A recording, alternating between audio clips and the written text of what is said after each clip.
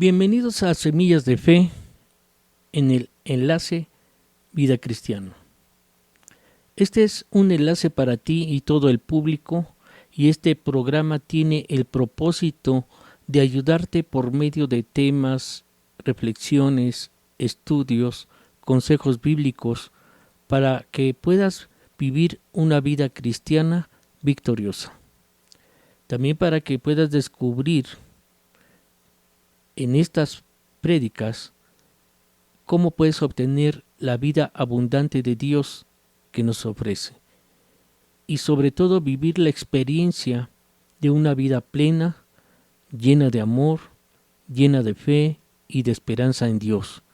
Y es de esa manera podrías salir un poco de tu mala manera de vivir y sobre todo poder recibir la bendición de nuestro Dios Jesucristo. Un consejo en el cual me gustaría en este momento darte. Deberías de aprender que nunca uno debe de callar, sino lanzar un grito de ayuda a Jesús pidiéndole salir lo más rápido de nuestros problemas. Y recuerdo que este enlace es producido por Semillas de Fe, una semilla de fe y de esperanza para su vida y su corazón. También mi gran deseo es que cada uno de ustedes nos pueda visitar en la página Semillas de Fe, un grito de ayuda, donde hay constantes sorpresas de predicaciones que nos pueden ayudar en nuestro caminar y para edificar nuestro espíritu. Y otras cositas más. También nos pueden estar oyendo y viendo por medio de Facebook, YouTube y WhatsApp. Bendiciones. Yo soy el pastor Luis Cosío y hoy quiero seguir platicando con ustedes referente a la vida cristiana. Y continuamos con la segunda parte. Ya no hay nada de la vida antigua en Jesús, el tema. Y vamos a iniciar con esto. Aquí se encuentra el cambio de la vieja vida a la nueva, que es en Cristo Jesús, que es a donde nos quedamos. Aquí se encuentra el cambio de la vieja vida a la nueva, que es en Cristo Jesús. La primera clase de vida, podríamos nosotros reconocerlo, es la que ha venido traficando en el marco de la historia desde Adán, cuando cayó en el Edén, hasta hoy en nuestros días. Y de ahí Pablo indica y sobre todo llama la vieja vida, que viene cargada de adulterio, de fornicación, de amargura, de maledicencia, de seducción, cosas degeneratorias como deseos engañosos. Y Pablo comenta que todos en este tiempo transitamos como el tiempo anterior. La segunda clase de vida que habla la palabra del Señor es esa nueva vida, es la vida en Cristo. Y esta vida principia cuando oímos y aceptamos el Evangelio de Jesucristo. Es decir, cuando nos informamos primeramente de la muerte de Jesús, su sepultura y su resurrección de Cristo. ¿Y por qué? Porque Él vino a tomar y a sufrir en nuestro lugar todos nuestros pecados, concupiscencias, rebeliones, enfermedades. Y por eso se le ha nombrado a Jesucristo el Cordero inmolado. Desde este momento, nuestra conciencia nos informa que ya no nos pertenecemos a nosotros mismos cuando nacemos de nuevo. sino pertenecemos a aquel que por su misericordia nos dio una vida nueva en rescate de su sacrificio por nosotros. Como dice Romanos capítulo número 6, versículo número 10, porque en cuanto murió al pecado una vez por todas, mas en cuanto vive, para Dios vive. Así también vosotros, considerados muertos al pecado, pero vivos para Dios en Cristo Jesús, Señor nuestro. Qué bonita palabra, dice Romanos 6:10. Porque en cuanto murió al pecado, Jesucristo murió una vez por todas, mas cuanto vive, para Dios vive, para su Padre. Así también nosotros debemos de considerarnos muertos al pecado, pero vivimos para Dios en Cristo Jesús, Señor nuestro. Ahí empieza el cambio de la vida vieja a la nueva vida en Cristo. Es cuando morimos al pecado, es cuando nos apartamos del pecado, es cuando ya nos olvidamos del pecado, es vivir para Dios con una excelente vida nueva. Y eso viene por medio de la renovación de nuestro entendimiento como una persona regenerada que fue hecho y fuimos hechos por Jesucristo. Y por ello tenemos que cambiar nuestra forma de vivir, cambiar nuestra forma de vestir, cambiar nuestra forma de hablar, de cambiar nuestra forma de andar, de pensar. ¿Por qué? Porque es una manera de identificarnos con esto, que andamos en la mejor vida que nos dio Jesucristo. Y todos estos beneficios, ¿sabes qué, amigos, amigas, hermanos? Se lo debemos a Dios, quien Él tuvo a bien de haberse manifestado en carne y de esta forma habernos reconciliado consigo mismo. Fíjate que Pablo lo expresa muy bonito en la carta a los Corintios. Segunda de Corintios capítulo 5, versículos 7, 17 al 19, que dice así: de modo que si alguno está en Cristo, nueva criatura es, las cosas viejas pasaron, he aquí todas son hechas nuevas. Y todo esto proviene de Dios, quien nos reconcilió consigo mismo por Cristo y nos dio el ministerio de la reconciliación. Nos dio. Con que Dios estaba en Cristo, reconciliando consigo al mundo, no tomándoles en cuenta a los hombres sus pecados, y nos encargó, ¿qué? Nos encargó a nosotros la palabra de la reconciliación. Aquí tenemos unos deberes que Dios nos ha dado a cada uno de nosotros que tenemos que cumplir conforme a su mandato. Pero hablamos ahorita sobre la manifestación de Dios en carne. ¿Cómo fue eso? Vino y se hizo hijo de hombre. Pero Él tuvo sus principios. Y el doctor Lucas nos da la enseñanza de lo que él observó sobre los dichos de Jesús cuando estuvo en Jericó. Y dijo de esta manera Jesucristo: porque el Hijo del Hombre no vino a buscar y a salvar lo que se había perdido, dice. Porque el Hijo del Hombre vino a buscar, a salvar lo que se había perdido. Pero ello Jesús le enseñó también a los judíos en el Evangelio de San Juan, capítulo 8, versículo 24, diciéndoles así: porque si no creéis que yo soy, en vuestros pecados moriréis.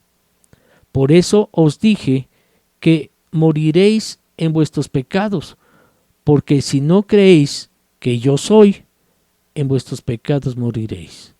Y el término el yo soy es una identificación de Dios en el Antiguo y en el Nuevo Testamento, la cual es la puerta de la entrada para nuestra salvación en esta dispensación por parte de su gracia. El que no acepta que Jesucristo es Dios manifestado en carne, su salvación está embolatada y por ello necesita conocer un poco más de lleno y sobre todo de su persona, de Jesucristo.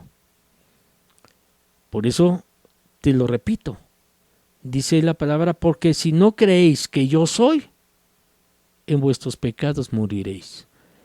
Y esta es una de las razones por las cuales el cristiano no debe dividir a Dios en varias fracciones. Y Dios le recomendó a Israel en el códice que le dio a Moisés en el segundo libro de la ley. ¿Cuál es el objetivo central? ¿Qué es lo que propone? Dios propone dejar bien claro al pueblo la existencia de un ser divino y le demuestra por medio de la palabra misma en Deuteronomio capítulo 6 versículo 4 diciendo: Oye Israel, Jehová nuestro Dios, Jehová uno es. Y entonces empezamos a comprender una de las características de la vida antigua y la vida nueva. Pablo por eso subraya que esto es un conocimiento universal. Y conforme a sus cartas, como dice Gálatas 3:20, dice, pero Dios es uno. ¿Qué es lo que dice? Y el mediador no lo es de uno solo, pero Dios es uno. También dice que es un Dios único. En 1 Timoteo capítulo 3 versículo 16. ¿Por qué? Porque fue manifestado en la carne. Dice, es indiscutiblemente grande el ministerio de la piedad. ¿Por qué? Porque Dios fue manifestado en carne, justificado en el Espíritu, visto de los ángeles, predicado a los gentiles y creído en el mundo. Y después fue recibido arriba en gloria, el cual fue introducido por el árbol genealógico de los patriarcas, lo que dice el libro de Romanos capítulo 9 versículo 5, que dice, de quiénes son los patriarcas y de los cuales según la carne vino Cristo, el cual es Dios sobre todas las cosas. Bendito sea nuestro Dios por todos los siglos. Esta misma apreciación se halla en el apóstol Santiago. En su epístola insistió que Dios es uno. Y como decía, ¿tú crees que Dios es uno? Dice, bien haces. ¿Tú crees que Dios es uno? Bien haces. También los demonios creen. Y no nada más esos que creen, sino también tiemblan. Y esto, aquí, Santiago toma como campo de evidencia a los demonios, por la razón que ellos estuvieron en el principio y no vieron ni conocieron más que un solo Dios en una forma numérica, el uno, único. Y Lucas, el doctor, después habló sobre las huestes celestiales que alababan a Dios permanentemente. Y luego dice en su palabra, en Lucas capítulo 2, versículos 13 y 14, y repentinamente apareció con el ángel una multitud de las huestes celestiales que alababan a Dios y decían: gloria a Dios en las alturas y en la tierra paz, buena voluntad para con todos los hombres. Entonces, cierto día, estas palabras fueron trasladadas a Belén de Judea, y cuando vieron a Jesús, distinguieron a él. Los distinguieron, dijeron quién era. De ahí cantaron un coro, que su letra dice: gloria a Dios en las alturas y en la tierra paz, buena voluntad para con los hombres. En ese momento era cuando Jesucristo nació, su cuerpecito de un bebé que acaba de nacer, es decir, Dios visitando a su creación antropológica como Dios monoteísta, que es uno. Qué importante es esto, en los cuales nosotros debemos de comprender. Cuando uno está desarrollando ahorita como este tipo de tema, lo que son las características de la vida antigua y la vida nueva, la teología nos indica que el único Dios visible y creador es llamado monoteísta, que proviene de dos palabras griegas: mono, significado solo, solitario, uno o único, y teos significa Dios, un solo Dios. Entonces empezamos a ver en esto que los diferentes israelitas suplicaban e imploraban que Dios fuese uno numéricamente. Y no nada más de eso se contestó, sino Moisés también, cuando bajó los 10 mandamientos que le dio el Padre, dice: no tendrás dioses ajenos delante de mí. Y se lo voy a repetir en el libro de Deuteronomio capítulo 5 versículo 7: no tendrás dioses ajenos delante de mí. ¿Por qué? Porque fue una declaración muy clara que Dios le dio al pueblo de Israel. ¿Y cuál es esa declaración? Que Él es el único Dios. Y es el único Dios celoso. Éxodo 25 dice: por eso no debes de inclinarte a ningún ídolo, ni debes de honrarlos, porque yo soy Jehová tu Dios, fuerte, celoso, que visito la maldad de los padres sobre los hijos hasta la tercera y cuarta generación de los que lo aborrecen. Por eso Dios dijo que no hay ningún otro Dios fuera de Él. Deuteronomio 32, 39 dice: ved ahora que yo soy, y no hay dioses conmigo. Yo hago morir y yo hago vivir. Yo hiero y yo soy santo, y no hay quien pueda librar de mi mano. Estimados hermanos y amigos, esto de la doctrina de la unicidad, como de la deidad, reposa reconociendo nuestra salvación y la salvación para adquirir una nueva vida cristiana en este tiempo que estamos viviendo de gracia. Este Dios monoteísta, Moisés y Pedro presentan como el Santo de Israel, y por esta razón a sus seguidores les exige que sean santos en toda su manera de vivir. Un ejemplo, 1 Pedro capítulo 1, versículo 15. Sino como aquel que os llamó es santo, ser también vosotros santos en toda vuestra manera de vivir.